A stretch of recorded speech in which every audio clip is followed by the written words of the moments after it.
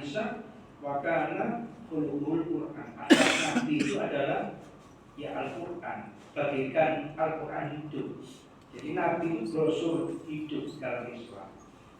Untuk melihat Islam secara global itu bagaimana sih? Ya coba melihat akhlak Nabi. Sehingga Rasulullah itu pernah beliau menyampaikan innama buistu diutami nama kalimal akhlak. Sesungguhnya aku diutus ke dunia ini dalam rangka untuk memperbaiki akhlak. Nah, kita tahu bagaimana rusaknya akhlak orang-orang Quraisy saat itu, orang-orang Arab di Jazirah Arab saat itu, terutama orang-orang jahiliyah. Nah, oleh karena itu akhlak itu bisa dibentuk oleh lingkungan, oleh keadaan, tapi juga utamanya akhlak itu adalah karunia Allah Subhanahu wa Ta'ala. Kalau semata lingkungan, Nabi itu hidup di lingkungan jahiliyah. Nabi kita Muhammad itu berada di tengah-tengah orang Quraisy yang begitu rusaknya akhlak mereka. Tapi kenapa Nabi punya akhlak yang di saat muda sudah dikenal al-amin, orang yang bisa dan dapat dipercaya, karena itu tidak lepas dari rahmat, taufik dan hidayah Allah Subhanahu wa Ta'ala. Makanya kalau kita punya akhlak yang mulia, patutlah bersyukur karena itu pertanda kita disayang oleh Allah, pertanda kita digendaki menjadi orang yang baik oleh Allah. Karena tidak mudah orang memiliki akhlak mulia itu tidak mudah. Makanya para rasul, para nabi, para aulia itu dianugerahi oleh Allah akhlak-akhlak yang mulia. Karena merupakan sebuah rahmat serta kasih sayang Allah kepada mereka. Makanya kalau kita punya akhlak ya patut bersyukur. Karena akhlak itu tidak hanya dibentuk oleh lingkungan, tapi juga akhlak bisa dikatakan itu karena rahmat Allah Subhanahu wa Ta'ala. Sehingga orang yang punya akhlak hingga disampaikan oleh Nabi itu sudah mendapat keistimewaan, keimanannya tinggal 50% saja untuk mengarungi kehidupan selanjutnya, karena dia sudah mengantongi 50% dari kenikmatan yang diperoleh dari Allah Subhanahu wa Ta'ala. Makanya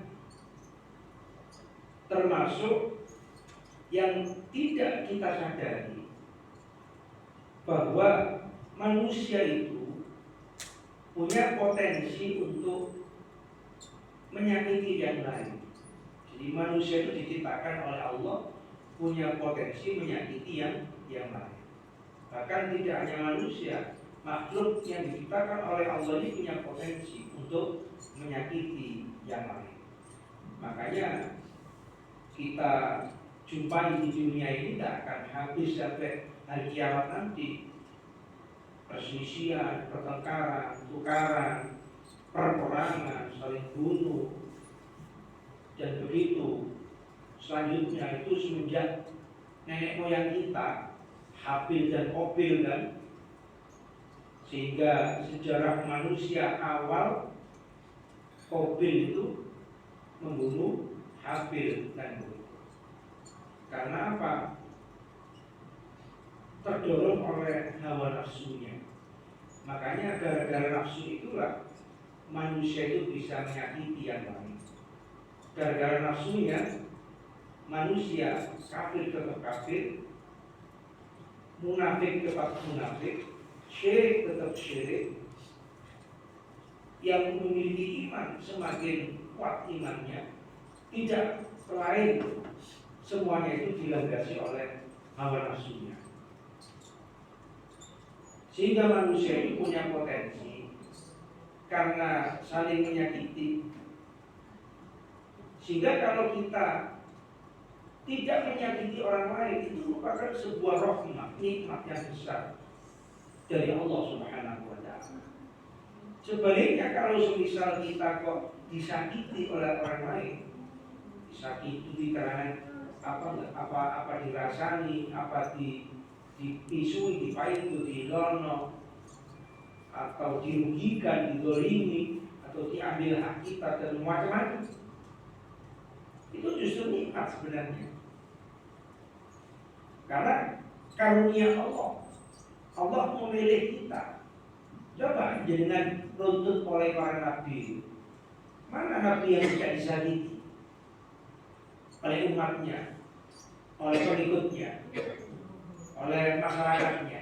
Mulai zaman Nabi Adam sudah diuji tentang bagaimana sulitnya mendidik anak-anak beliau, sampai pusing beliau nonton tukaran Qabil-Habil, tukaran pusing melihat anaknya satu dengan yang lain nggak akur, ya pusing sih selaku orang tua. Jadi ujian itu pasti ada. Makanya kalau kita diuji oleh orang lain menyakiti kita, itu nikmat. Itu nikmat. Jadi mana nikmatnya didolimi, disakiti kok nikmat? Karena itu pertanda bahwa agar kita itu semakin takarruf dengan Allah, semakin mendekat dengan Allah, semakin bergantung kepada Allah. Coba kalau gara-gara istri nyubo dalam kehidupan kita, akhirnya kita ini tanya kepada Allah, dicubo anak, dicubo tonggo, dicubo teman kerjaan, dicubo masyarakat, dicubo siapapun lah. Hidup ini karena kita tidak akan bersih dari berbagai macam perselisihan. Saya dulu itu di saat mudanya itu terjun di politik. Penggaweannya itu karena naik politik. Akhirnya saya keluar dari politik, kata istri ya udah di kemasyarakatan saja. Akhirnya ikut di murni organisasi. Jadi organisasi podo ae. Sukaran royokan ae penggawean. Lah itu memang kodrat manusia. Kodrat manusia tidak bisa memang diberikan oleh Allah satu dengan yang lain kecenderungan saling menyakiti. Nah sekarang itu ada geger-geger Kiai Marzuki Mustaman di itu kono angin kono apa dipecat, ribut. Kan begitu. Di partai ada tandingan, di organisasi keagamaan pun juga ada tandingan macam-macam. Itulah kita bersabar sehingga dengan kesabaran itu berarti kita berhasil. Karena itu nikmat. Kenapa nikmat? Karena kita diperintahkan untuk bergantung kepada Allah, mendekat itu kepada Allah, sehingga tidak gembira karena manusia, bergantung karena manusia, dan lain sebagainya. Makanya punya akhlak mulia itu sangat penting. Makanya dulu di zaman Nabi setelah meninggal itu pun juga kadang disertai nafsu, sehingga para sahabat pun tidak sedikit yang satu dengan yang lain kan perang ya. Ujung-ujungnya royoan kekuasaan dan sebagainya, sampai rela-relanya, tega-teganya cucu Nabi itu dibantai, dibunuh. Itu kan ujung-ujungnya kan kekuasaan, nafsu, kembali kepada nafsu. Makanya akhlak itu sangat penting. Dan dari mana manusia agar memiliki akhlak, tentu ilmu.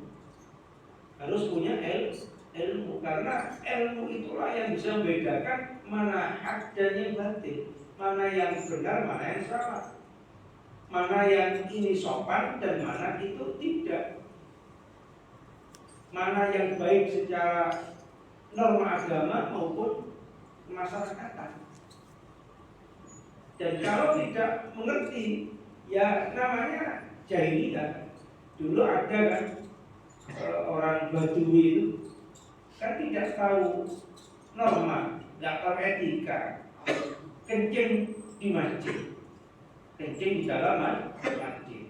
Sehingga sahabat yang melihat pada waktu itu kan hampir marah, tapi dicegah oleh Rasul, ya biarkan saja. Karena Rasulullah memaklumi. Mengapa memaklumi? Bisa jadi Badui itu tak punya ilmu. Bisa jadi tak ngerti kalau itu masjid, dan masjid itu harus suci, tidak boleh dikotori. Bisa jadi kan karena kebodohan, sehingga Nabi memaafkan. Bisa jadi Badui itu tak tahu. Bisa jadi seneni karena nanti kalau sudah dia berlalu, ambilkan air setimba dan siram itu bekas air kencingnya. Jadi Nabi itu begitu sabarnya, ya, begitu walaupun secara umum sahabat itu marah, tapi Nabi tetap bersabar karenanya. Bersabar. Kan ada solusi yang lain, tidak harus tukaran. Ya wis, biarkan saja dia karena bodoh, nggak tahu. Makanya akhlak itu harus punya ilmu untuk bisa membedakan. Makanya kenapa kok dipondokkan, disekolahkan, dididik, dibimbing, itu semuanya supaya punya akhlak. Kalau nggak ada ilmunya, ya tentu seseorang itu nggak akan tahu mana yang benar dan mana yang salah. Yang kedua, punya akhlak itu kuwatul ghadab. Kuwatul ghadab. Punya manajemen untuk menguasai amarah.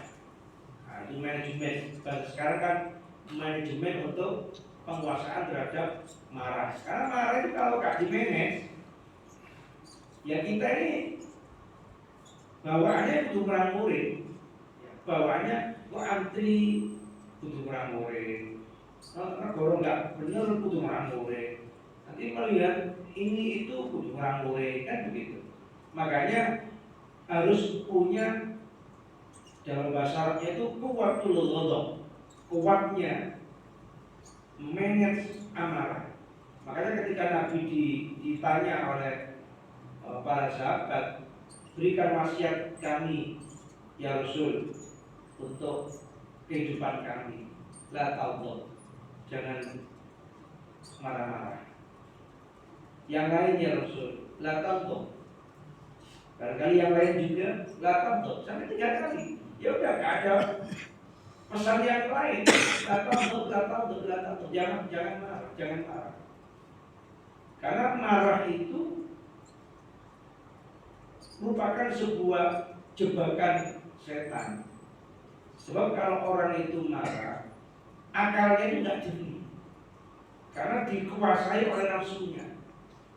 Kalau sudah dikuasai nafsu, tentu akan mudah melakukan sesuatu yang dilarang oleh Allah. Makanya syahwat, marah, itu 2/3 iman kita ini dicabut oleh Allah. Ya kalau sudah dicabut, ya seseorang itu sudah kalah. Makanya kenapa sih rahasianya pacaran haram, berduaan laki perempuan bukan mahramnya haram, bersentuhan kulit yang bukan mahramnya laki perempuan haram, memandang aurat laki kepada perempuan, perempuan kepada laki haram. Karena kalau seseorang itu sudah syahwat, biasanya ereksi. Kalau wis merangsang, istilah wong Jawa itu kadang sudah terangsang lihat film porno, membaca bacaan porno, melihat wanita yang bukan mahramnya, auratnya, berkata, itu ereksi. Syahwat itu tandanya muncul dalam tubuh kita itu kalau ereksi. Ereksi, kemaluannya berdiri. Nah kalau sudah kemaluannya berdiri, Allah mencabut 2/3 keimanan kita. Artinya apa? Artinya yang menguasai itu ya nafsu. Kalau nafsu sudah menguasai, maka akal ini tidak jernih lagi, tidak bisa berpikir lagi mana yang halal, mana yang haram. Makanya anak pacaran itu ya terjerumus pada perbuatan haram karena sudah tidak jernih akalnya, wis hilang, dikuasai nafsu dan kemudian setan. Minimal pegang-pegangan, rangkulan, ciuman, ujung-ujungnya zina, kan begitu. Apalagi kalau sudah melakukan zina, iman itu dicabut saat itu. Jadi seakan ketika zina ya nggak merasa bahwa itu dosa. Yang dirasa enak itu aja. Tapi begitu selesai melakukan, biasanya menyesal. Menyesal nangis. Nah, sedangkan kata Nabi, orang menghina Allah itu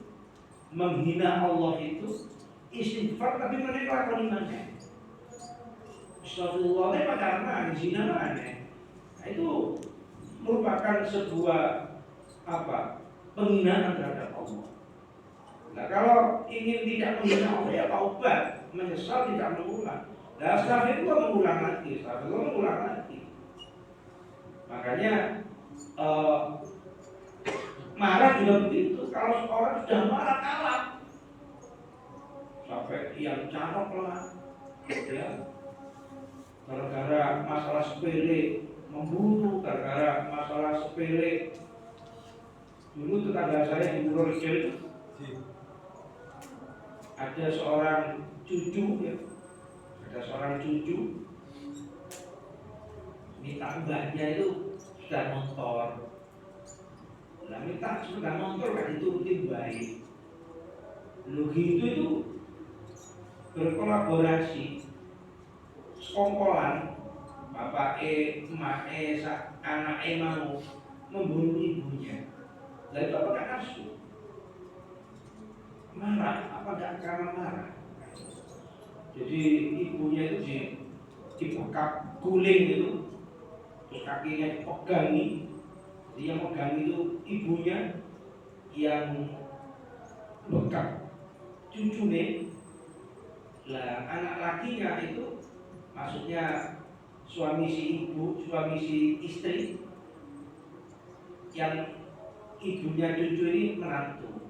Itu melihat saja, ya nggak cegah, juga tidak melarang, juga nggak lapor ke polisi, makanya kena juga ke penjara karena tidak mau bersaksi, pun sudah melihat tidak mencegah, melihat keluarganya membunuh ibunya kok dianya di, ya mungkin aja secara psikologis kan takut istrinya atau ya gak enak kayak keluarga ini, tapi ya tetap salah oleh polisi, akhirnya di penjara juga. Jadi keluarga di penjara gara-gara apa ya? Sepele, minta sepeda motor gak dituruti karena pas bayi oke, warisannya akeh. Nah termasuk dulu mobil-mobil itu juga kasusnya marah karena iri karena merasa kenapa saya dijodohin bukan adik saya sendiri yang lebih cantik, kok adiknya Abil kok lebih buruk kan begitu. Lah syariat waktu itu kan selang-seling ya, kalau kembar gak dapat kembarannya ya dapat yang selang-seling itu kan gak ada orang lain. Tapi dia nggak mengikuti syariat, sehingga yang ada adalah marah. Karena marah maka melanggar terhadap syariat. Ya sama dengan orang membunuh itu sadar, tak boleh sebenarnya. Tapi karena marahnya yang memuncak, akhirnya tega-teganya membunuh orang lain. Makanya la taghdab, kata Nabi, jangan marah.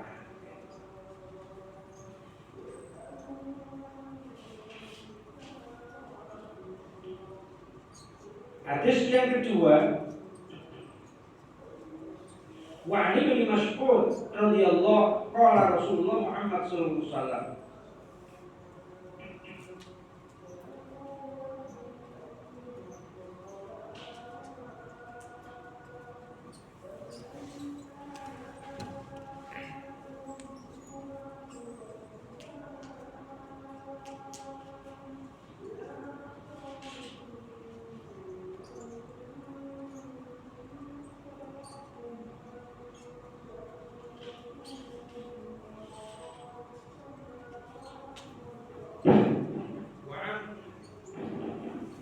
wa 'an Abi Hurairah radhiyallahu anhu qala Rasulullah Muhammad sallallahu alaihi wasallam.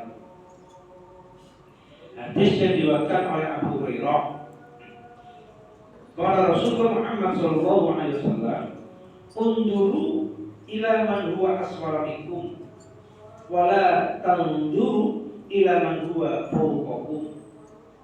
Wa qawluhu fa huwa ajdaru alla tajdaru nikmatullah alaikum, muttafaqun alaih. Hadis yang disepakati oleh Imam Bukhari Muslim. Bahwasanya Rasulullah Muhammad SAW itu bersabda, unduru, lihatlah, pandanglah, ila man huwa, kepada orang yang dia asfal minkum, lebih bawah di antara kalian. Wala tanduru ila man huwa, jangan kalian melihat kepada orang yang huwa fawqakum, di atas kalian. Bahwa ajdaru, maka itu lebih hak, lebih benar, lebih pantas, lebih layak. Allah tajdaru ay tahtaqiru, supaya kalian itu tidak meremehkan, tidak menghina nikmat Allah alaikum, atas kalian, muttafaqun alaih. Al-hadis, bahwa hadis ini irsyadul lil abdi, petunjuk bagi seorang hamba ila ma yashkuru bihi nikmat, terhadap apa yang dimiliki untuk disyukurinya. Wal muradu wa asfala, yang dimaksud sesuatu yang lebih bawah di antara kalian itu adalah air dunia, dalam hal urusan dunia. Jadi dalam hadis ini Nabi Muhammad SAW menyampaikan bahwa hendaknya kita dalam hal urusan dunia itu melihat yang lebih bawah di antara kita dari segala aspek.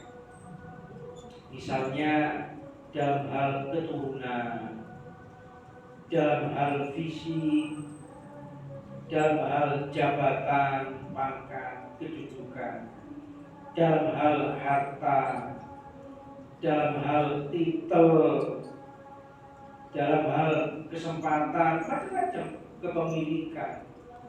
Segala hal urusan dunia, Nabi itu memerintahkan kepada kita agar melihat yang lebih bawah, ya, tidak melihat yang lebih atas. Misalnya begini,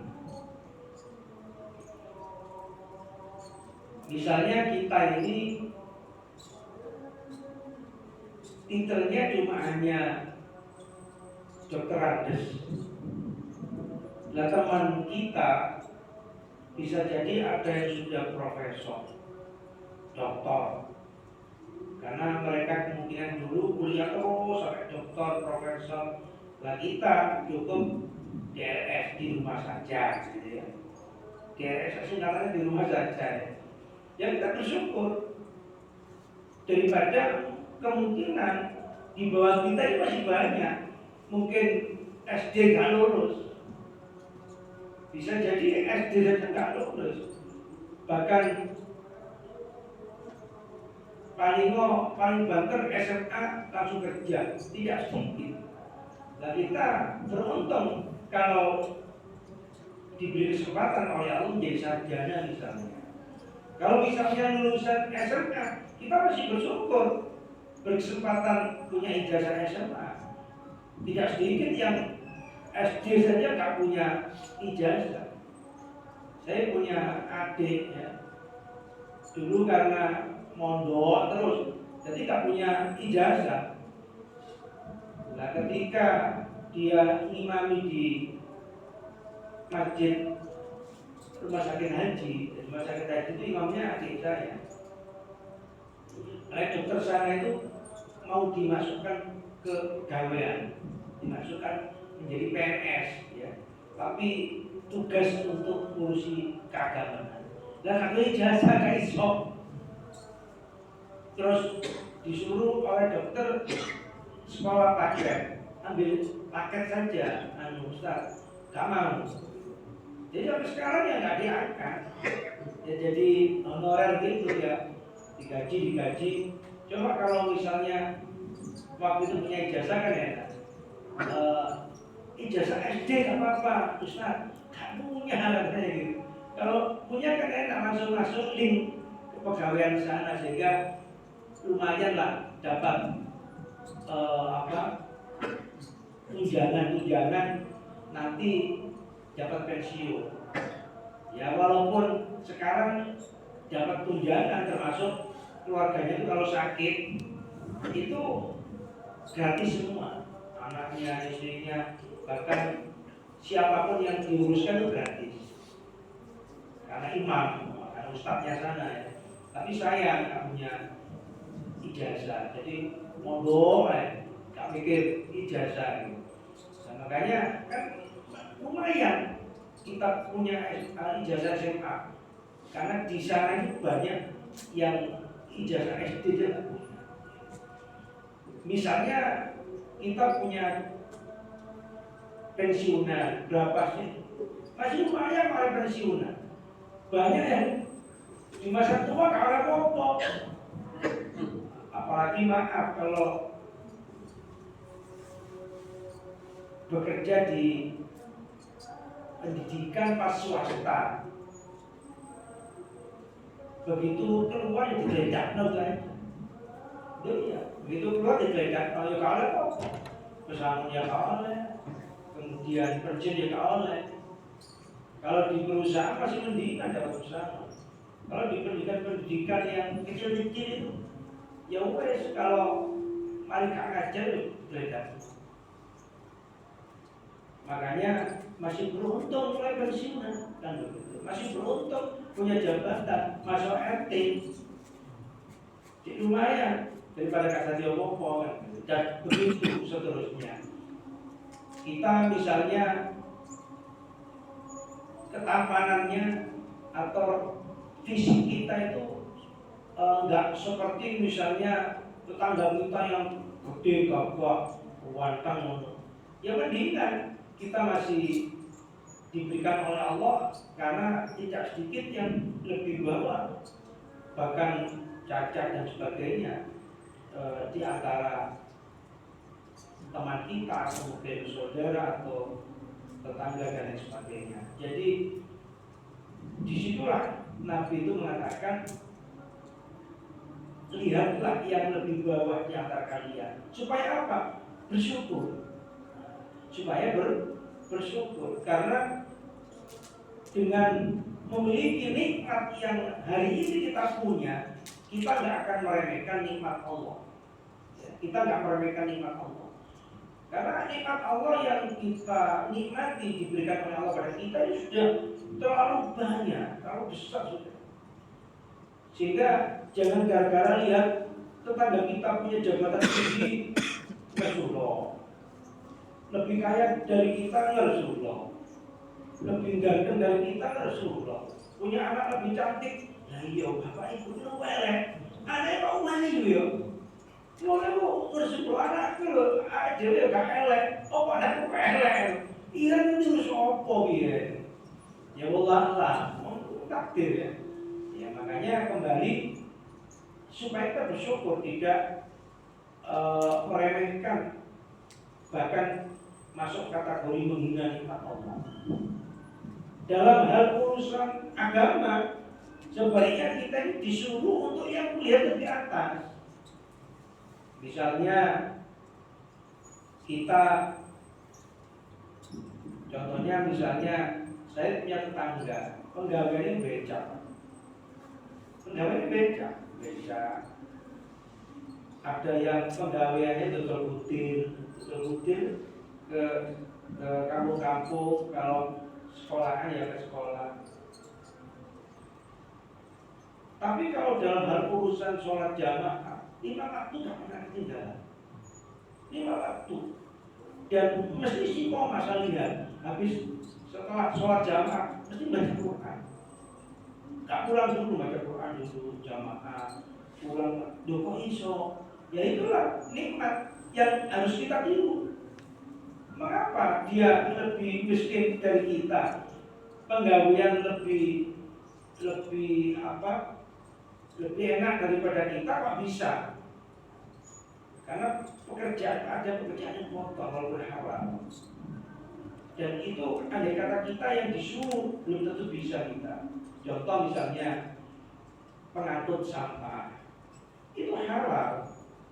Jadi itu sholat, padahal ya nggak tahu ya, nggak sadar, ya nggak fokus giling, panas itu, betul itu, tuh itu, musuh sampah nggak sadar, itu udah apa itu?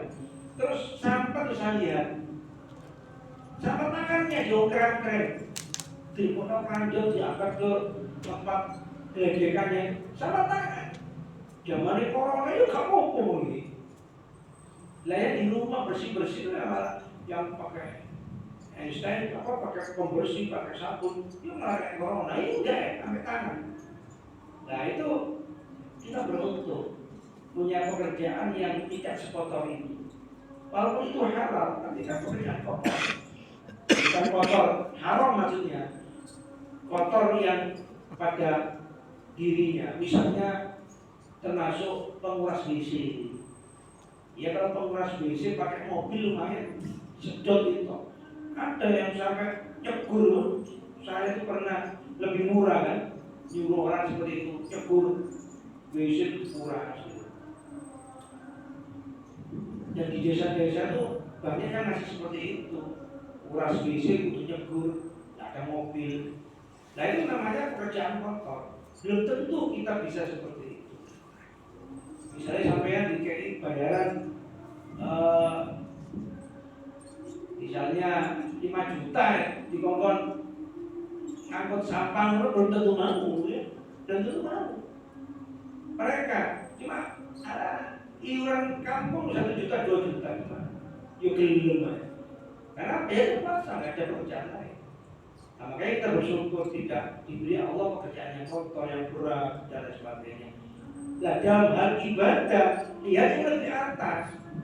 Jangan lain ono Gus elek ditiru, ono Ustaz elek ditiru, Kiai elek ditiru. Ya jangan ditiru. Oh ibu Kiai ngono kok, Gus ngono, ya barno. Itu perilaku seseorang. Islam itu landasannya Quran hadis, bukan Gus, Habib, Kiai, itu tidak. Kalau andai kata mereka dulu, ya karena pribadi mereka, bukan dari landasan syariat. Makanya tak bisa kemudian kita tiru-tiru hal yang jelek kepada sebuah figur, tak bisa. Jadi kembali kepada Quran hadis. Walaupun siapapun, kalau salah ya salah. Kalau ibadahnya begitu kurang ya tak usah ditiru. Itulah yang dimaksud hadis Nabi yang dibagikan oleh Abu Hurairah ini. Mungkin sebelum saya akhiri Ada yang menyampaikan pertanyaan, oh, ini namanya tentang hadis yang terkaitan dengan kitabul jami, hubungannya dengan akhlak.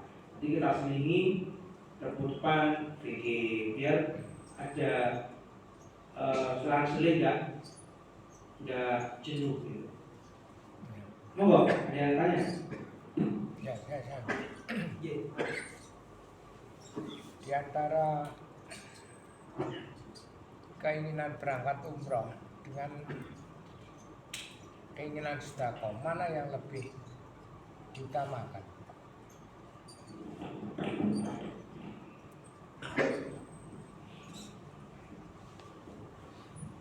Kita itu ibadah disebut ikhlas. Ikhlas itu adalah mengosongkan hati dari unsur makhluk. Jadi ikhlas itu apa? Ikhlas itu adalah beribadah kepada Allah dengan mengosongkan hati dari unsur makhluk. Makhluknya seluruh dunia ini. Keinginan kepingin sugih kan makhluk. Keinginan tenar itu kan masyhur, itu kan juga makhluk. Kepingin pujian, kepingin sanjungan, kepingin pangkat dan sebagainya. Ya ibadah itu kondisional. Sedekah itu ya baik karena termasuk akhlakul karimah kan tadi. Tapi kalau sedekah dilandasi dengan pamrih riya, kepingin agar dapat pujian supaya dapat sanjungan, maka sedekah itu tidak sempurna dan bahkan sia-sia. Demikian pula umroh kan begitu. Nah sesungguhnya ibadah itu adalah pengabdian dan ketaatan kita kepada Allah. Maka tergantung hati kita dan kondisional. Misalnya ya, kalau memang dengan sedekah karena memang kebutuhan yang memang